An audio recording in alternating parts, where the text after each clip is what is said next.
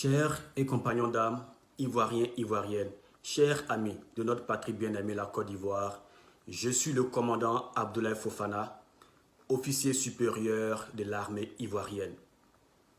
Je voudrais m'adresser solennellement et respectueusement au chef suprême des armées, le président Alassane Ouattara, à propos d'une très grave dérive que j'ai le devoir de relever en ce jour afin que nul ne l'ignore.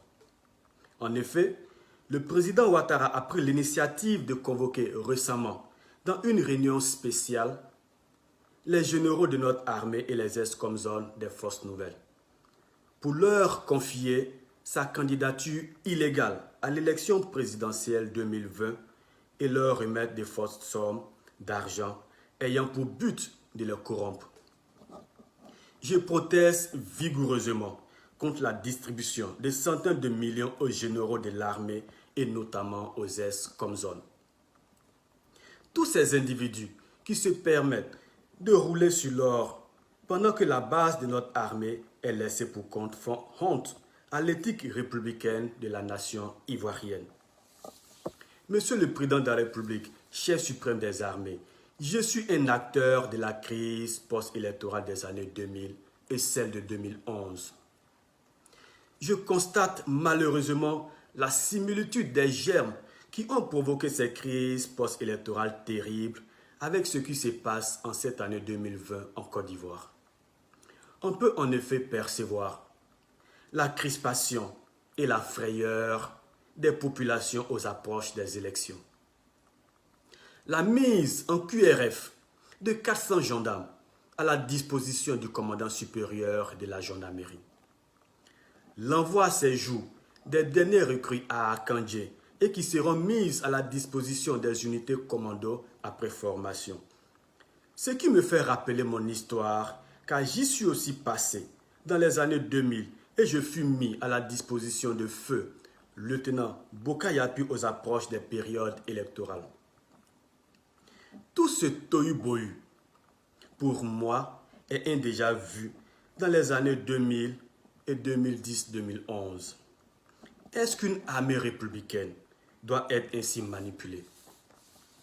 L'armée doit être au service de la nation et non au service d'un individu déterminé à violer la Constitution pour être candidat à un troisième mandat, alors que selon l'article 55 de notre Constitution, nul n'a droit à plus de 2 mandats à la tête de l'État.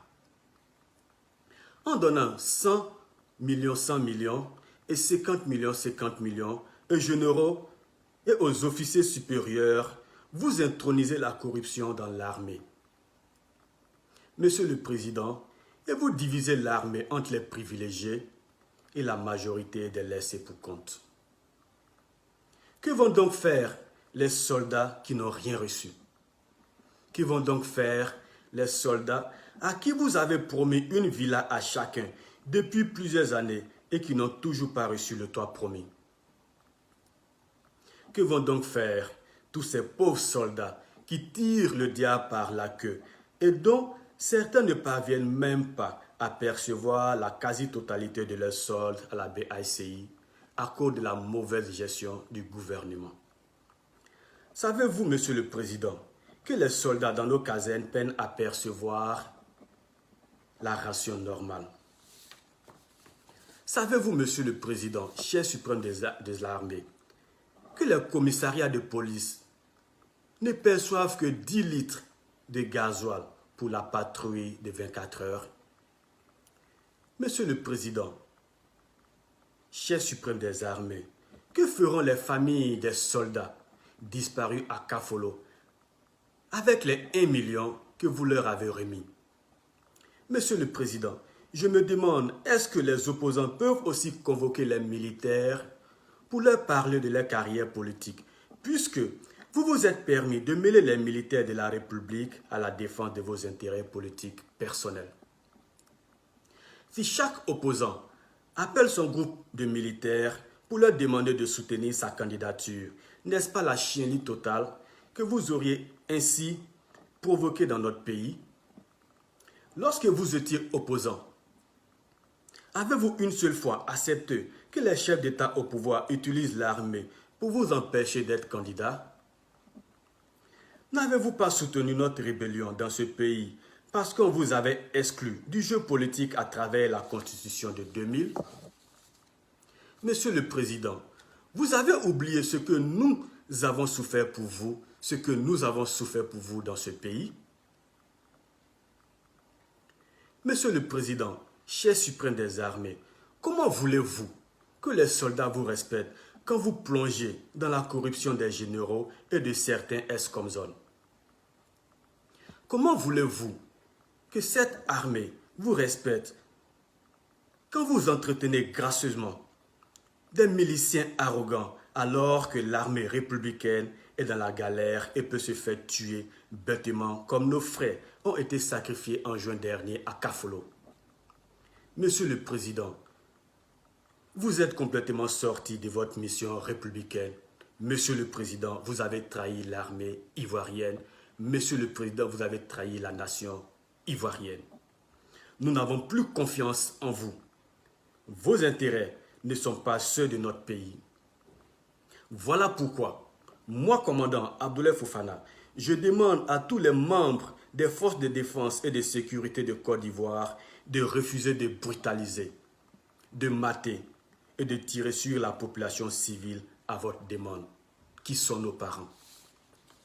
Je demande à tous les policiers, gendarmes et militaires ivoiriens de refuser de tuer des Ivoiriens et des Ivoiriennes uniquement dans le but d'imposer le viol de la constitution de notre pays qui interdit un troisième mandat à quiconque. Oui, je demande à nos soldats de s'inspirer de l'exemple des Égyptiens, des Algériens, de toutes les armées habitées par l'honneur et la fidélité au peuple, qui ont refusé de tuer des civils aux mains nues revendiquant la liberté, le droit constitutionnel.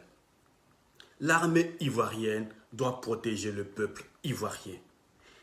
L'armée ivoirienne doit protéger la loi. L'armée ivoirienne doit respecter la loi.